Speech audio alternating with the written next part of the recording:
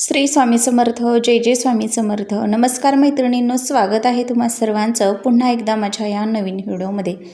तर आज आहे 1 जानेवारी 2026, नवीन वर्षाचा पहिला दिवस आणि आज आलेला आहे गुरुवार. तर प्रत्येकाची इच्छा असते की नवीन वर्ष हे आपल्याला सुख समृद्धीचं, ऐश्वर्याचं, भरभराटीचं जावो, आपली प्रत्येक इच्छा पूर्ण हो, आपली खूप प्रगती व्हावी, वर्षभर घरात लक्ष्मीची कृपा राहावी असं सर्वांनाच वाटत असतं. तर नवीन वर्षाचा पहिला दिवस हा आनंदीमयी गेला पाहिजे किंवा दिवसाची सुरुवात जर आपण चांगल्या पद्धतीनं केली तर आपलं वर्ष जे आहे तर ते सुखासमाधानाने जात असतं.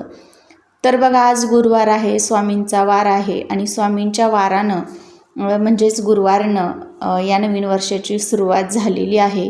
तर आज प्रत्येकजण बघा स्वामींच्या मंदिरामध्ये म्हणजेच मठामध्ये किंवा केंद्रामध्ये जाऊन प्रत्येकानं स्वामींचा आशीर्वाद हा घेतलेलाच असेल. त्यासोबतच ज्यांना जाणं शक्य होत नाही तर त्यांनी आपल्या घरामध्ये असणाऱ्या स्वामींचं दर्शन घेतलं असेल, देवघरामध्ये असणाऱ्या. तर या दिवशी बघा इतकं महत्त्वाचा जो दिवस आहे, कारण की स्वामींच्या गुरुवारनं आवडीच्या वारानं या दिवसाची सुरुवात झालेली आहे, नवीन वर्षाची सुरुवात झालेली आहे.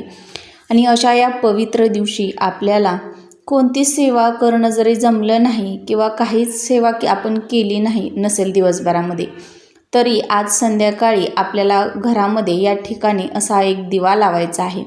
यामुळे आपली शत्रुबाधा असेल, शत्रुपीडा असेल, आपले गुप्त शत्रू असतील तर ते नष्ट होतील. आपल्या घरामध्ये वर्षभर धनधान्य, संपत्ती, पैसा कमी पडणार नाही.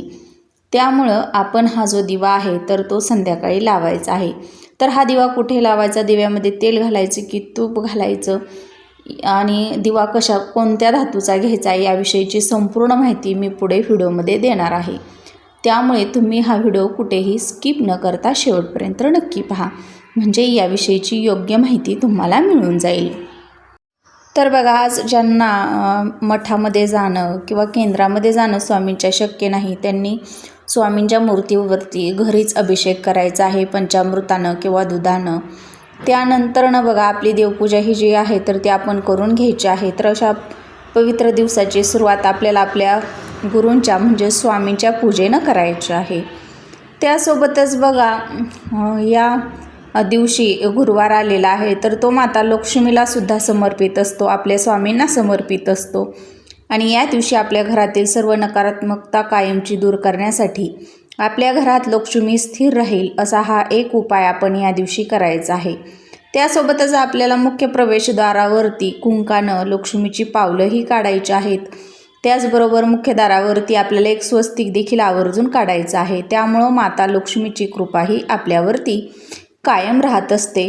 या दिवशी आपण आपल्या इच्छाशक्तीनं काही दान जे आहे तर ते केलं तरीही चालेल.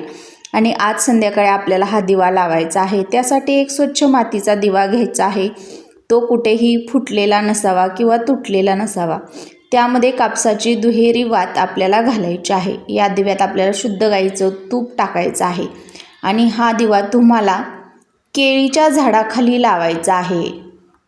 तर तिथं जाताना एक तांब्याभर पाणी न्यायचं आहे. त्यानंतर आपल्याला हे पाणी केळीच्या झाडाला अर्पण करून हा दिवा तिथं तुम्हाला प्रज्वलित करायचा आहे. ओम नमो भगवते वासुदेवाय नमः या मंत्राचा जप करायचा आहे किंवा श्री स्वामी समर्थ, श्री स्वामी समर्थ या मंत्राचा जप करायचा आहे, स्वामींचं स्मरण करायचं आहे.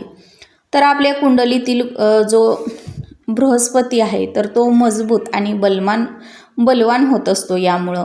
आणि आपल्याला बघा धनसंपत्ती, पैसा, करिअर हे जे आहे तर ते मिळत असतं. हे वर्ष आपल्याला यामध्ये बघा म्हणजे आपलं करिअर आहे, धनसंपत्ती, पैसा यामध्ये वाढ होत असते, लाभच लाभ होत असतो. यामुळं आपण आज केळीच्या झाडाखाली हा एक दिवा आवर्जून लावायचा आहे. आणि ज्यांना केळीच्या झाडाखाली हा दिवा लावणं शक्य होत नाही त्यांनी हा दिवा तुळशीजवळ जरी लावला तरीही चालणार आहे. त्यासोबतच बघा आपल्याला आपल्या गुरूचा आशीर्वाद जो आहे तर तो सुद्धा अतिशय महत्त्वाचा असतो. आपल्या गुरूंच्या आशीर्वादाशिवाय आपलं कोणतंच काम पूर्ण होत नाही, त्यामध्ये आपल्याला यशस्वी आपण होऊ शकत नाही आपल्या गुरूंशिवाय. तर आज आपण बघा, तुमचं एखादं महत्त्वाचं काम असेल आणि ते काम पूर्ण करण्यासाठी तुम्ही जर आज घराबाहेर जाणार असाल तर आपल्या स्वामींचं दर्शन घेऊनच आपल्याला आपल्या कामावरती जायचं आहे किंवा जे काम आपण पूर्ण करण्यासाठी जाणार आहोत तर त्या ठिकाणी जायचं आहे. स्वामी हे सुद्धा आपले एक गुरुच आहेत. आपण स्वामींना आपले गुरु मानत असतो, म्हणून त्यांचे आशीर्वाद हे नवीन वर्षाच्या पहिल्या दिवशी आवर्जून प्रत्येकानं घ्यायचे आहेत. यामुळं सुद्धा माता लक्ष्मी आपल्यावरती प्रसन्न होते. तर बघा, जर घराच्या आसपास केळीचं झाड नसेल तर मग तुम्ही हा दिवा तुळशीजवळ जरी लावला तरीही चालणार आहे. तर अशा पद्धतीनं आज संध्याकाळी तुम्हाला केळीच्या झाडाखाली हा जो दिवा आहे तर तो लावायचा आहे. आता बघा, आपल्या हिंदू धर्मामध्ये काही अशी झाडं आहेत की त्यांना दैवी शक्तीचं स्वरूप मानले जातात. या झाडांमध्ये दैवी शक्तीचा वास असतो असं म्हटलं जातं, म्हणून आपण केळीच्या झाडाखाली हा दिवा आवर्जून लावायचा आहे.